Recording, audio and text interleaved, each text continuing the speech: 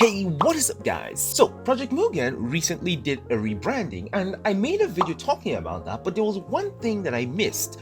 There was a countdown on their website and one of you in the comments actually pointed this out to me. So, the countdown just finished a few hours ago and with that countdown, we got a new trailer. It's basically an announcement trailer that shows us just a little bit more of the city.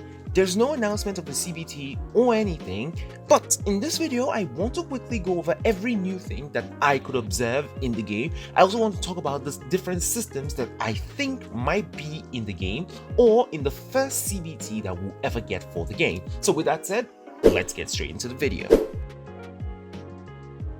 Post-editing Mordant here. Before you get into the video, I said that there was no CBT that has been announced. There technically wasn't a CBT announced in the video, but there is actually a CBT coming. So if you want to sign up for that CBT, check the pinned comment. It will have the link. You can sign up with that form and you'll be able to sign up for the upcoming CBT that should be happening on the 3rd of January 2025. Now let's start off with a place that a lot of people are most probably looking forward to the most: the combat in the game. Right now in the game, we've seen two characters' ultimates. We've seen Banshee ultimate and we've seen Mechanica's ultimate. Banshee has always been established to be a gun character, but in this clip right here, we don't actually see Banshee using a gun.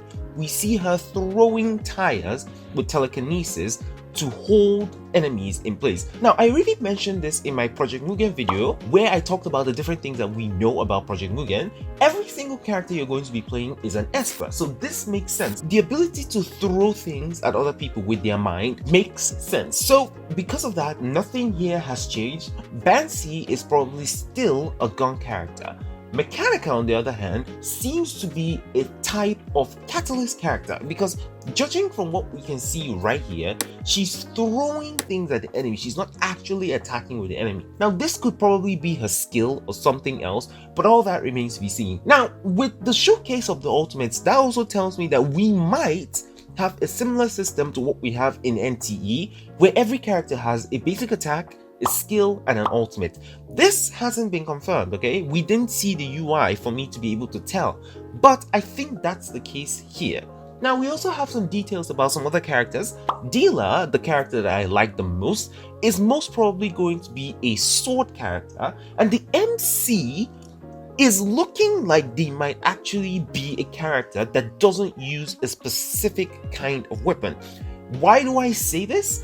Because I don't think the MC is supposed to be a gun character. Like, that will be a very wide departure from what is normally the norm in a lot of these games. The MC is normally a sword character, but from this clip right here, we can see that the MC is actually using a gun.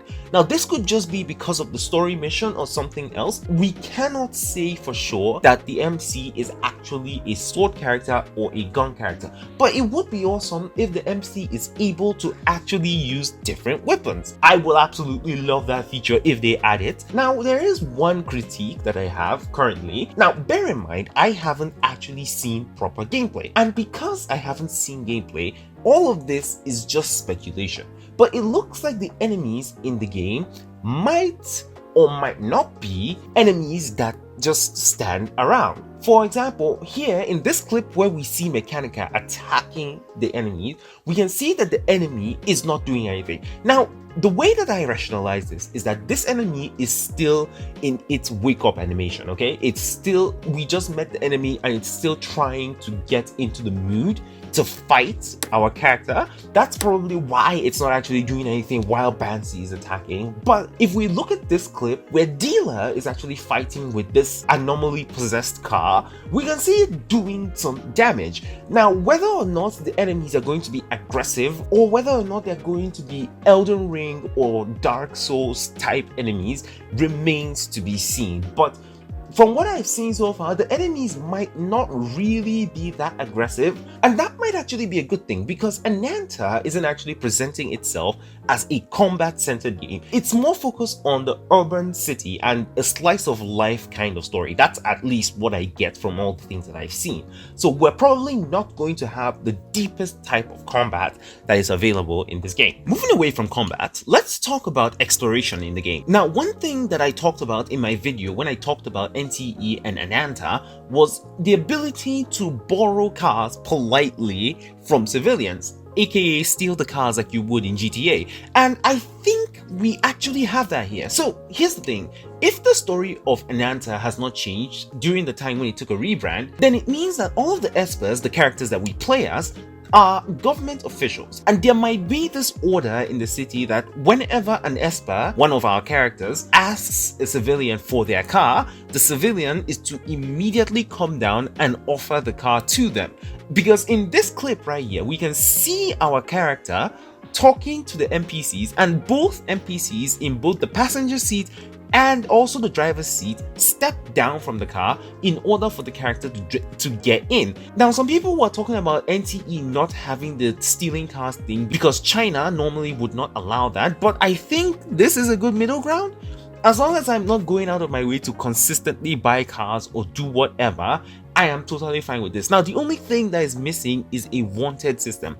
If we get something like a wanted system in this game, I'm sold. I am very sold. Now, along with exploration, we know that swinging around in the city has not changed. And we sort of also have an explanation for how the MC does the swinging around thing. If you notice, the MC has this hand thing that always comes out and is what the MC uses to grab onto things whenever they're doing anything. So this is probably what they use to do the swinging around in the city. Now, it's not 100% clear if every character has this hand thing, but from all the clips we've seen other characters swinging around in the city, so there's a possibility that other characters also have this. And I absolutely love the swinging feature because it feels like a Spider-Man game.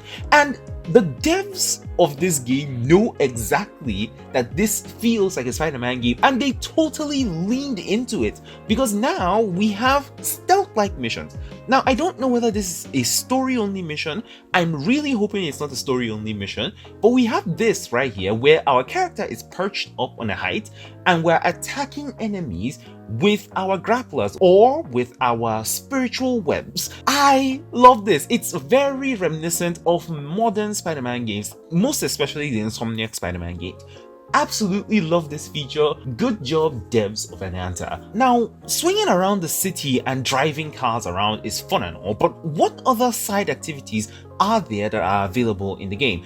Currently, there are a few that I've actually seen. One of them is racing. Now, at the start of the trailer, we see this social media post talking about a sedan beating another car, and that probably is a hint that we'll be able to race other cars in the world. This will probably also open up co-op, allowing us to race our friends, just invite them over to our world and run around and also race to see who is the better driver. Of course, I'll win all the time, but you're free to come and challenge me when the game launches. Aside from racing, we have things like basketball, we also have darts, and one other thing that I think we have in this game is working out in a gym. Now, here we see this clip of this character doing a workout. Now, this character doesn't look like a character that is playable. It looks like an NPC. But what if, just what if, our characters could, just like in GTA San Andreas, have something to do with gymming? Now, I wouldn't want it to be the same way that GTA San Andreas did it, where if you don't work out, you get fat. Not really a fan of that. But what if, in order to improve your strength stat or something else, you would have to go to the gym and exercise regularly?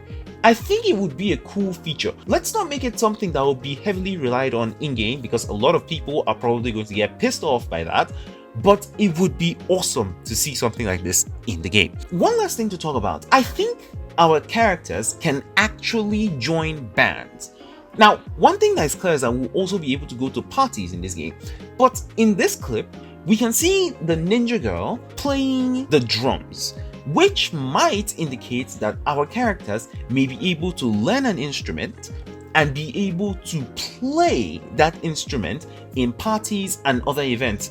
Whether or not this is true, remains to be seen. It could be a case where certain characters are good at certain instruments and other characters are not good at some instruments. Similar to how in some other games you would have characters that can cook and characters that can't cook, characters that are good at doing X but not good at doing Y. That could probably be what's going on here.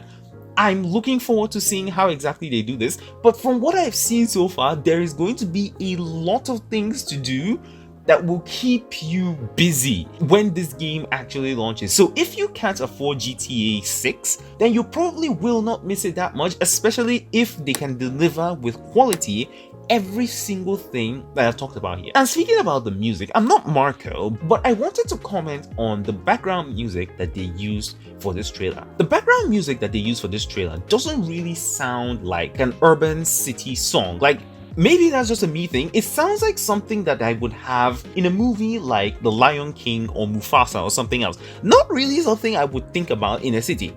I don't hate it. I actually do like it. I think it works.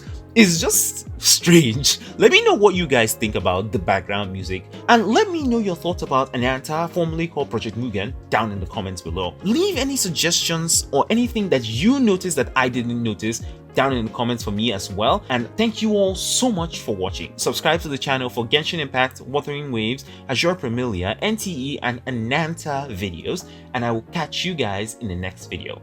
Also, make sure to join my hideout on Discord, and I wish you all a good day. Peace, guys.